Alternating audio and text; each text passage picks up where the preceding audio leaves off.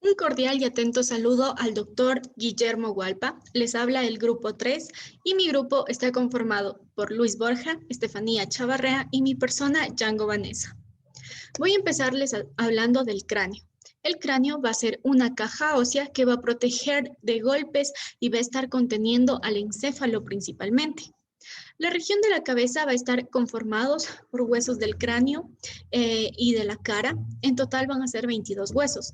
En esta ocasión vamos a centrarnos en los 8 huesos del cráneo, los cuales van a ser tanto el hueso frontal, como lo podemos observar acá, los huesos parietales, que se pueden observar acá, el hueso occipital, el hueso temporal, el hueso etmoides y el esfenoides que se podrá observar adentro. Bueno, estos huesos van a estar conformando el cráneo y los cuales van, al articularse entre sí, van a estar formando la cavidad craneal de una forma ovoide. Como se puede observar acá, va a tener una forma ovoide. A continuación, vamos a procederles a explicar a cada uno de estos huesos. Bueno, vamos a empezar con el hueso frontal. Primero, describiendo sus características. Este hueso frontal es un hueso impar, central y simétrico. Está ubicado, como podemos observar aquí, está ubicado en la parte anterior y superior del cráneo. El frontal se va a estar articulando hacia arriba con los parietales, hacia abajo tenemos al hueso esfenoides, hacia adelante están los huesos nasales, está el hueso maxilar y por dentro se articula con el hueso lacrimal o lagrimal y con el hueso esfenoides. También se está articulando, como podemos ver, con el cigomático y, como ya había mencionado, también con el esfenoides. Este hueso va a poseer tres caras. Como podemos observar aquí, tenemos una cara anterior, una cara posterior y una cara inferior. Primero vamos a describir la cara anterior. En su cara anterior vemos que es convexa y vamos a encontrar aquí una espina nasal que se va a articular con los huesos nasales.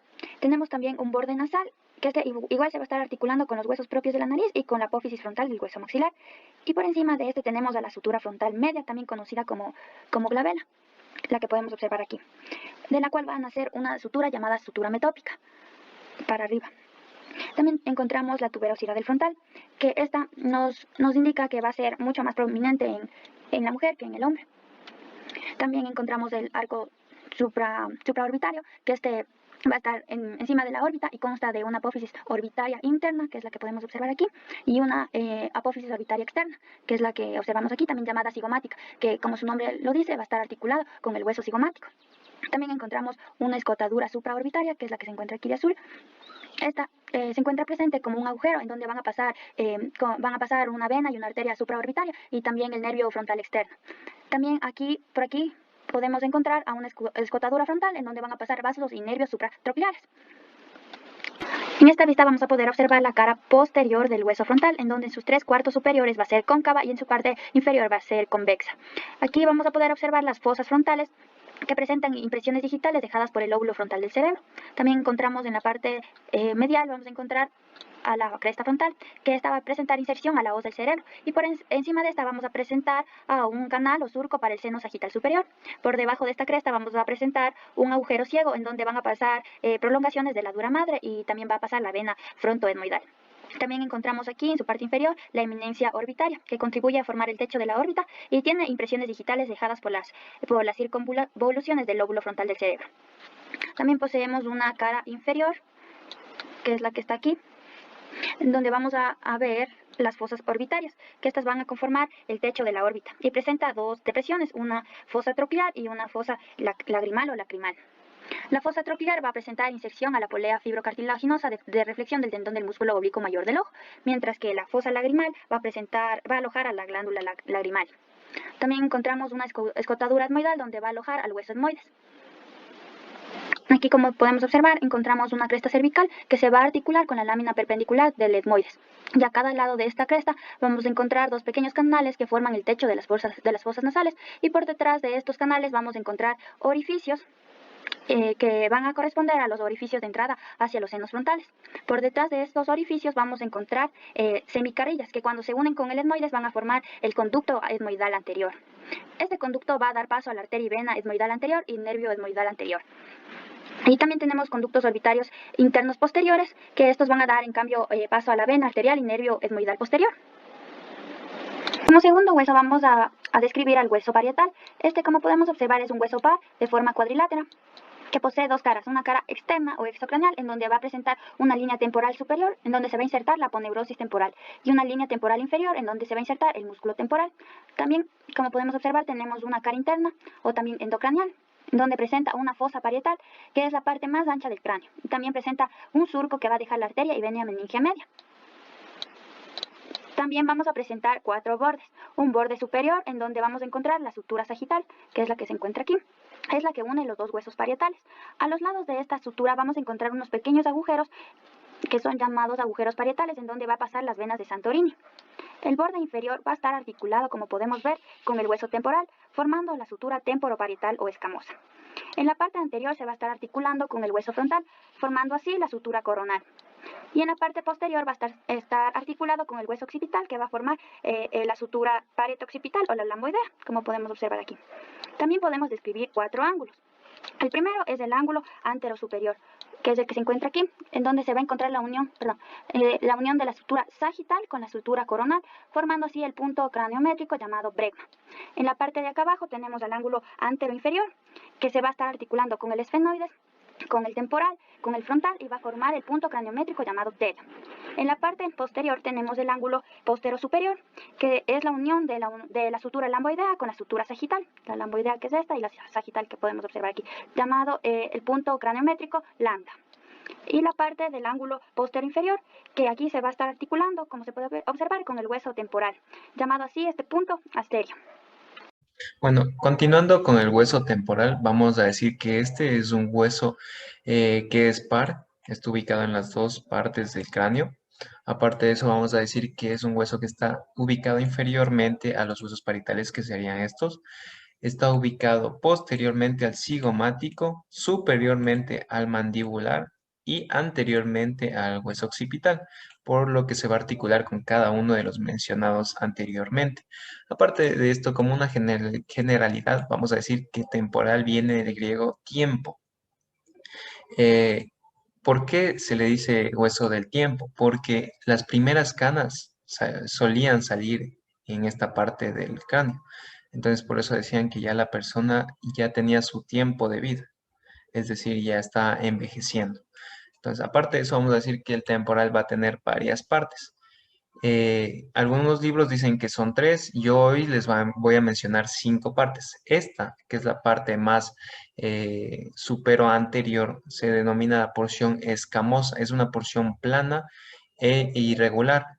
Vamos a tener aquí la porción cigomática, donde va a contener la apófisis cigomática. Va a tener una porción timpánica, que sería esta de aquí, que va a contener al conducto externo. Va a contener también a la articulación, que ya vamos a hablar después, que se articula con el cigomático. Va a contener también la otra porción es una apófisis más estiloides, que sería esta. Y por último vamos a tener otra porción que va a estar más interiormente, que es esta porción que se denomina petrosa. Entonces vamos a hablar cada una de ellas. Aquí tenemos a la estructura que se le denomina base del cráneo. ¿Para qué es la base del cráneo? La base del cráneo es muy importante porque es la estructura más grande del hueso temporal y es una combinación entre la porción escamosa y la porción mastoidea. Eh, Da lugar también a esta que hablaríamos, que sería la apófisis mastoides. ¿Para qué es importante la apófisis mastoides? La apófisis mastoides es el lugar de inserción de músculos como el esternocleidomastoideo, el longísimo de la cabeza y el esplenio de la cabeza. Aquí encontramos al conducto auditivo externo. El conducto auditivo externo forma parte de la porción timpánica. En el conducto auditivo externo es el conducto que se comunica con el conducto medio y el conducto medio comunica al conducto interno. Después vamos a tener esta porción que vendría a ser la apófisis cigomática, que también se le llama apófisis cigomática del temporal, cuya porción se articula con la apófisis temporal de cigomático, que estaría por aquí más o menos, y forma la articulación, en este caso sería temporocigomática. También vamos a tener este espacio, que es la fosa mandibular, donde va a servir de articulación con la mandíbula. Acá vamos a tener tubérculo articular, que va a ser el borde frontal de la mandíbula. Aquí tenemos la otra porción que es la apófisis estiloides. ¿Para qué sirve la apófisis estiloides? Porque sirve de inserción con el músculo estilogloso y también sirve de inserción con el músculo estiloideo. Aquí vamos a tener un foramen mastoideo, que va a permitir que varias estructuras le atraviesen, entre ellas el seno transverso y la rama de la arteria occipital de la dura madre. Y esta es una vista de medial hacia lateral. Vamos a contener aquí a la porción petrosa. La porción petrosa va a contener en su interior tanto huesos del oído como órganos del oído. Los huesos del oído los vamos a denominar huesecillos del oído y son el martillo, el estribo y el yunque. Eh, Aquí vamos a tener interiormente de la porción petrosa, vamos a tener a esta que sería que sería el conducto carotidio por donde atraviesa la carótida interna y el plexo carotidio de nervios. Acá vamos a tener en cambio, aquí vamos a tener en cambio la fosa yugular. ¿Para qué sirve la fosa yugular? Porque por aquí atraviesa la yugular interna. ¿Qué más tendríamos? Acá tendríamos la eminencia arcuata, que indica la ubicación del conducto semicircular superior. Y esto sería todo con respecto a hueso temporal. Muchas gracias. Bueno, y finalmente voy a empezarles hablando del hueso occipital. Como podemos observar, el hueso occipital va a ser un hueso impar que se va a encontrar medial en la línea media y también se va a encontrar posterior, formando la nuca. También va a estar articulándose con la primera vértebra, también llamada atlas, articulando hacia adelante con el hueso esfenoides, que se le puede observar acá. Por medio de su apófisis basilar también que se van a estar uniendo, también se va a estar articulando con los huesos parietales y con los huesos temporales. Pues bien, podemos encontrar que en el hueso occipital vamos a tener un agujero vertebral o también llamado el agujero magno, por donde vamos a encontrar que va a pasar tanto nervios espinales, vasos sanguíneos y igualmente va a pasar el bulbo raquídeo. El hueso occipital va a estar presentando tanto una apófisis basilar, también que va a estar ubicada por delante del agujero occipital, como lo podemos observar acá. Después vamos a tener también masas laterales que vamos a poder encontrar en las partes de acá, que van a estar ubicados a ambos lados del agujero occipital. Se puede observar acá. Y finalmente vamos a tener a la escama del occipital, que va a estar ubicado por la parte posterior del agujero occipital. En este caso, se la puede observar acá. Pues bien, para continuar con el estudio del hueso occipital, vamos a empezar hablando de la apófisis basilar. La apófisis basilar podemos observar que es esta saliente rectangular que se encuentra en el borde anterior del agujero occipital o del agujero magno, el cual en la parte de acá se va a estar articulando con el hueso esfenoides. También en su cara endocondral vamos a tener que estar anclada y formando un canal basilar en donde se va a relacionar tanto con el bulbo raquídeo y también con la protuberancia anular, mientras que en su cara exocranial va a estar formando el techo de la faringe y va a estar constituyendo la superficie basilar, en donde vamos a tener músculos que se van a estar insertando y la aponeurosis de la faringe.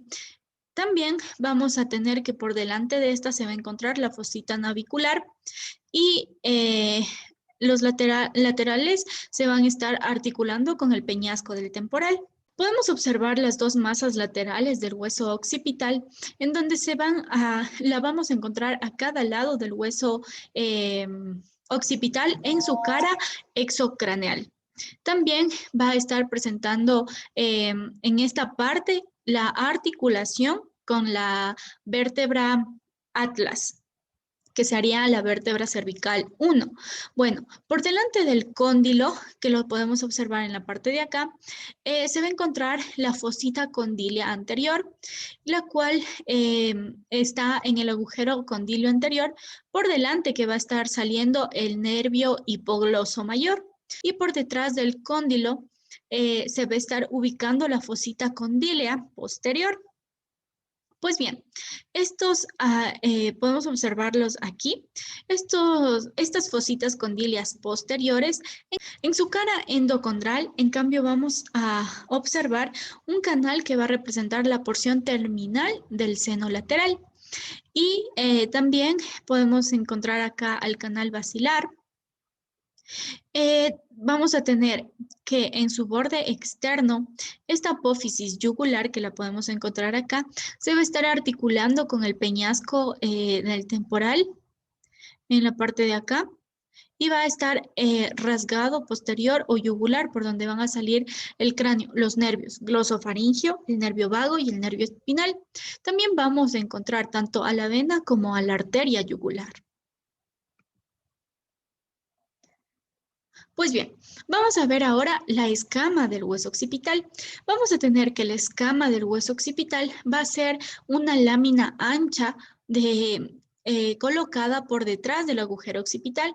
También va a estar presentando una cara tanto endocondral como exocondral y sus 4 bordes. Pues bien, en su cara endocondral vamos a encontrar en la parte media, se podría decir, también va a estar a ser llamada centro de la protuberancia occipital interna. Hacia arriba de esta protuberancia occipital interna vamos a observar el canal del seno longitudinal superior y hacia los lados podemos observar que vamos a tener los canales de los senos laterales. Hacia abajo de la protuberancia occipital interna vamos a encontrar la cresta occipital interna. Y estas formaciones van a dividir a la cara endocondral o a la concha o a la escama del occipital en 4 fositas. Entonces vamos a tener 2 fositas superiores que podemos observarlas acá y 2 fositas inferiores que las vamos a encontrar acá. Y estas se van a estar relacionando con el cerebro y el cerebelo respectivamente. En su cara exocraneal. En su cara exocraneal, acá va a estar presentando el centro de la protuberancia occipital externa o también llamada inión. Y desde ella se desprende hacia abajo, podemos observar que sigue el surco, pero este se va a llamar cresta occipital externa. Pues bien, a los lados de esta podemos observar que van a nacer estas líneas curvas o también van a ser llamadas cresta occipital externa. Y hacia los lados vamos a encontrar una protuberancia occipital externa que van a desprender líneas curvas occipitales o nucales superiores, como podemos observar acá, en la parte de acá, en donde se van a estar insertando ya los músculos de la nuca. Mientras que en el borde de la escama vamos a tener que estos se van a estar articulando con el hueso parietal e inferiormente lo hacen con la porción mastoidea del temporal en esta parte. Bueno, eso sería toda la explicación de los huesos del cráneo. Espero que haya sido de su agrado. Muchas gracias por su atención.